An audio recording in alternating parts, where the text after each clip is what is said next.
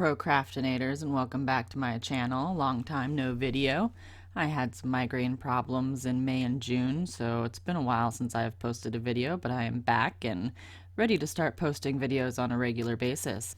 Today I have some paper scrap busting cards, and they kind of look like a quilt in my opinion. You take some paper scraps and you cut them into strips. The one I'm holding in my hand here is a very old Creative Memories paper kit kind of thing that already came in the wide strips that I just showed you.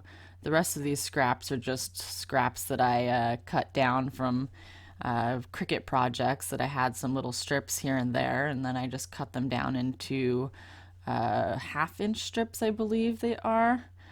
And then I cover a piece of A2 sized paper using my Xyron machine, and I just run it through. You do want a piece of paper that is completely covered in adhesive in some way or form. You do not need to use a Xyron, but that's just what I have handy. And then you can just make a pattern on that piece of adhesive covered paper in whatever pattern you want.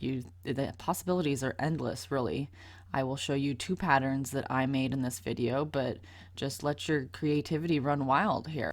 These cards come together really rather quickly, and they're great for using up scraps. I personally find this kind of stuff really relaxing. I'm the type of person that enjoys this and paper piecing and anything along these lines, but I understand if people don't find this relaxing, but I'm also the type of person that saves a lot of little scraps. I have a whole drawer full of these kind of scraps that I need to use up. If you donate cards to nursing homes or hospitals or anything like that, these types of cards are really quite cost effective and very easy to make and reproduce in large quantities for those types of charities. I sat in front of my TV binging Netflix once and made several dozen of these cards to donate to a project that was giving cards to soldiers so they could have cards to send home to their family and friends. As you can see, I made a little boo-boo and I just peeled it off, and I'm going to take a sand eraser here in a minute and sand off the rest of that paper. I will have to add some liquid adhesive to that small area to attach the paper over top of it, but that's okay. No, this really isn't a new concept or anything, but I really love this technique and wanted to share it just because it's so easy and a great way to use up your scraps. And my scrap pile is really getting quite out of control. The rest of this part is really quite repetitive, so I'm going to put on some music and let you enjoy the rest of this part. I will come back when it's time to finish up these cards.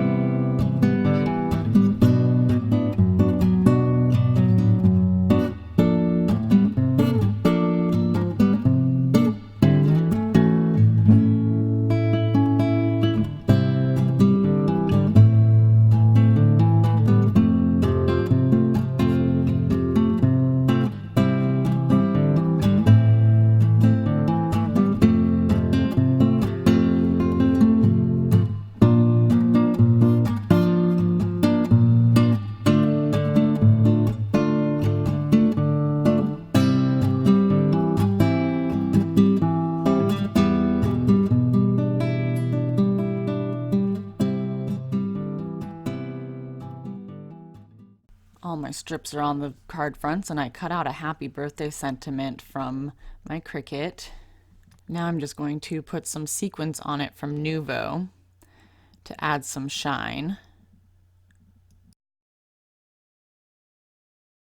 I'm going to stamp a sentiment from My Favorite Things, Big Birthday Wishes, and I'm stamping that up and Stampin' Up! Baroque Burgundy to match the burgundy from the front of the card. I love this sentiment, wishing you the best today and always. I think it's a great all-around birthday sentiment for anyone.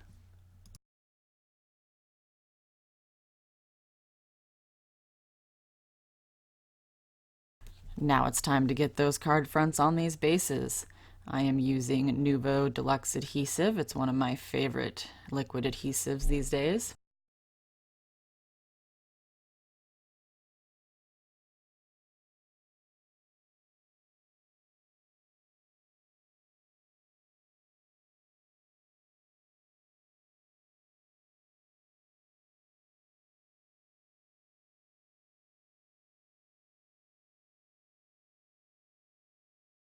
And here's the second one all finished up.